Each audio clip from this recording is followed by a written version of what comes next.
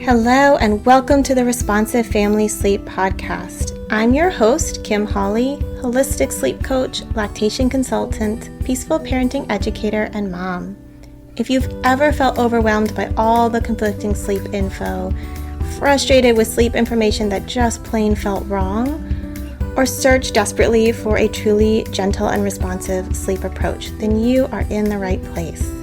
In each episode, we'll be answering your most pressing baby and toddler sleep questions, busting those sleep myths, and helping you understand truly developmental, biologically normal baby and toddler sleep, plus encouraging you to trust your intuition along the way. Let's get started.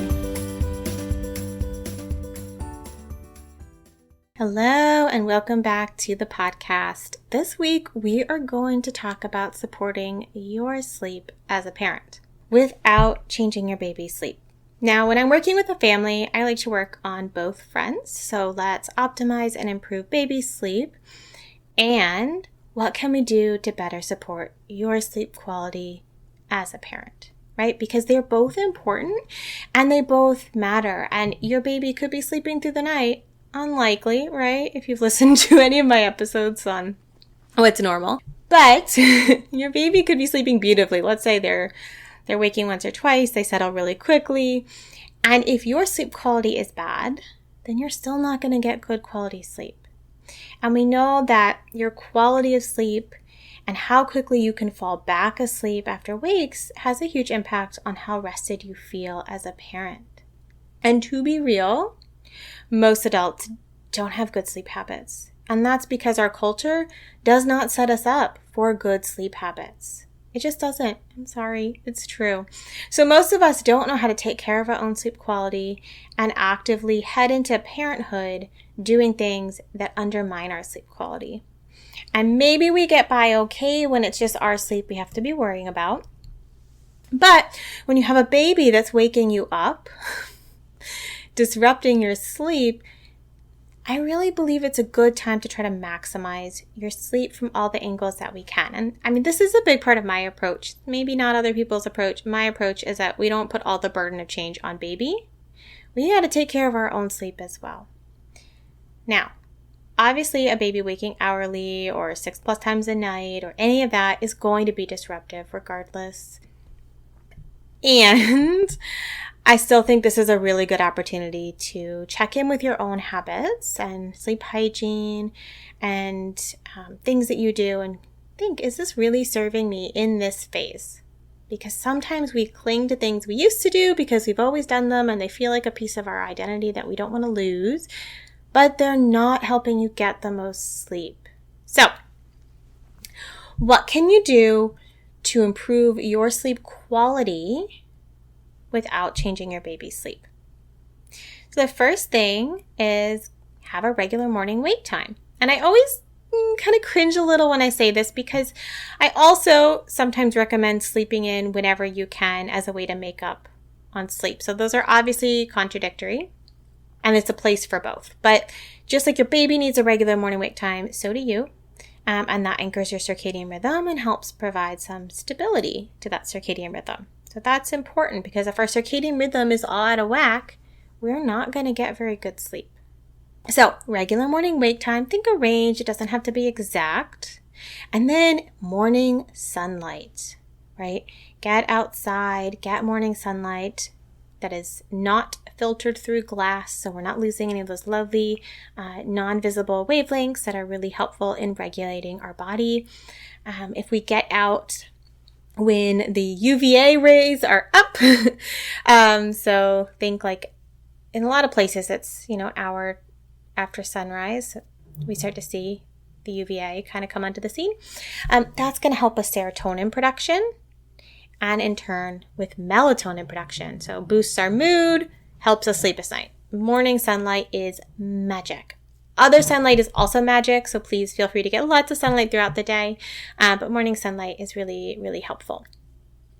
So wake up at a regular time, morning sunlight. This is hard, right? Because not all of us are in jobs and have rhythms and routines where that is easy to do. So I fully recognize this. The first time I started learning about light and its effects on you in any sort of detail. I shared it with my husband and he was like, well, that's great. Like I work in this huge building, right, where I'm under fluorescent lights and inside all day because it's a secure building. It's not always easy to step out, but we work with what we can do. So morning sunlight breaks throughout the day. And then being mindful of when you're consuming caffeine, right?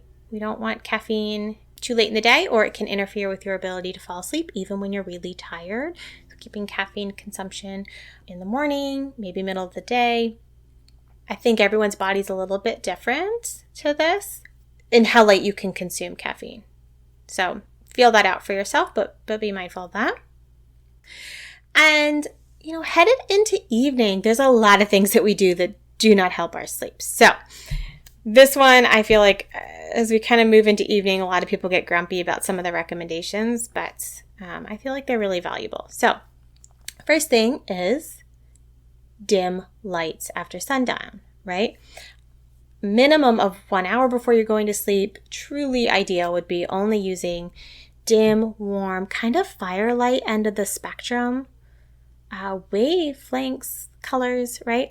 After sundown, because the sun's down, our bodies are not designed to have bright overhead lights scrambling our circadian rhythm, right? We want the light to dim, the sunset to cue our body. We get a nice strong melatonin release. So dim, warmer lighting after sundown, or at least the bare minimum an hour before your littles go to sleep, an hour before you're going to sleep.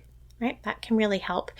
Another thing can really help, which I know I've talked about when Nico and I did a podcast episode together back in the spring, is blue light blocking glasses. They can be a really nice tool to experiment with blocking some of those blue wavelengths that suppress melatonin production and can really disrupt your circadian rhythm. And so we get blue light wavelengths from bright white lights, from a lot of different colored lights, from screens. And so that can be another tool. Pop them on after sundown, once nightfall has happened, and see how that affects your sleep quality. Orange blue light blocking glasses, not clear ones meant for eye strain. So light management in the evening. We're not supposed to have bright lights in the evening. And getting off your screens ahead of sleep. Screens are not good for sleep. And they're not good for sleep on a few different fronts, right? One is that they tend to be addictive and be a big dopamine hit, and we sort of mindlessly pass time scrolling, watching videos, doing whatever. It's not that restorative for a lot of people. A lot of times it's kind of, you're disassociating a bit. You're like really zoning out. But it can be really stimulating to the brain, and it's a bunch of blue light, right, coming out of your screen. And so you can mitigate that, of course, right? You can put your phone on nighttime mode. You can go on a computer and skew the color spectrum to the red end of the spectrum. Apparently on some TVs you can do that. I just learned that from a client.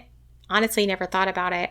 I don't know why. So we can do that. We can wear the blue light blocking glasses, the orange blue light blocking glasses. Those are going to really help. They're going to help block those blue light wavelengths, but they can still be really stimulating. And so at least having a period of time that you're not mindlessly messing around on your phone can be really helpful ahead of sleep. Another piece is giving yourself a way to unwind before sleep. Like, you need to be relaxed to have good quality sleep. Tired, relaxed, right?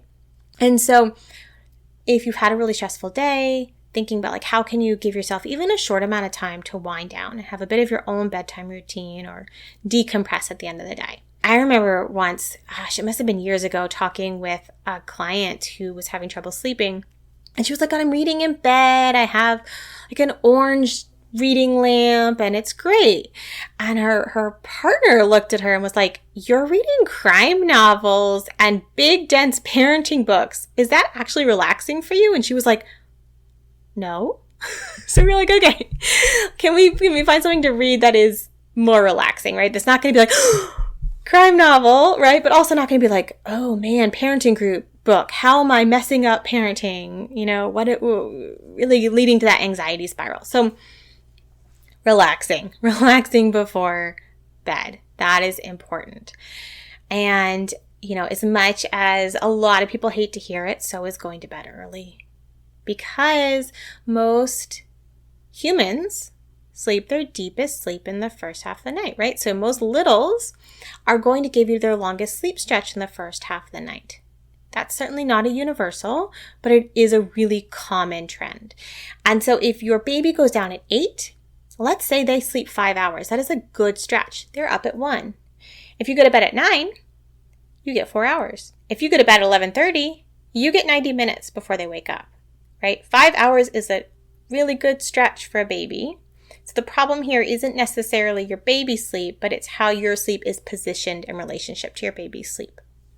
So I know this can be really hard for people who are truly night owls. And it can be really hard because you feel like, I need the time after bedtime to get stuff done and to decompress. And maybe that's true. Maybe we need to think outside the box, right? But for those of us who are morning people, it's a good excuse to go to bed early. That's totally me. I'm raising my hand over here. I have always been a morning person. I love going to bed at like 9:30.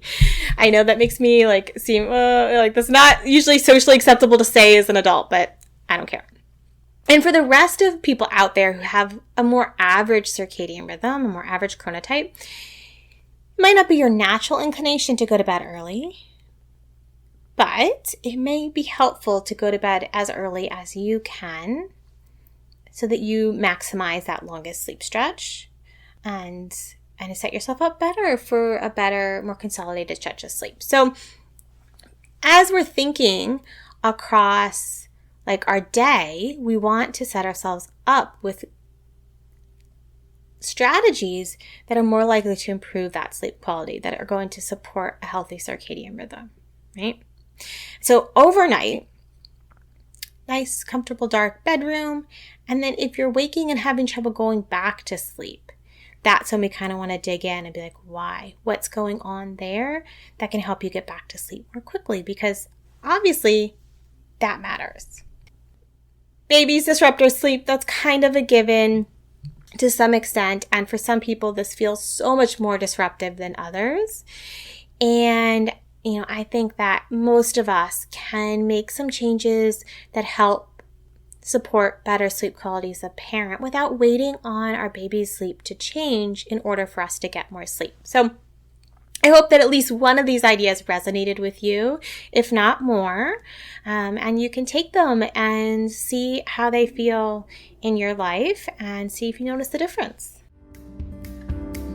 Thank you for joining me today. I hope this episode left you feeling more informed, confident, and encouraged on your sleep journey. And just a reminder before you go that nothing in this episode is individualized to your specific sleep situation, nor is it to be taken as medical advice. Take what resonates, ignore what doesn't, and check with your healthcare provider about any medical concerns. Take a moment to subscribe to this podcast so that you'll never miss an episode. And take a moment to rate, review, or share an episode you love on social media. All of that helps parents just like you find me, this podcast, and this gentle and responsive sleep information. I'll see you next time.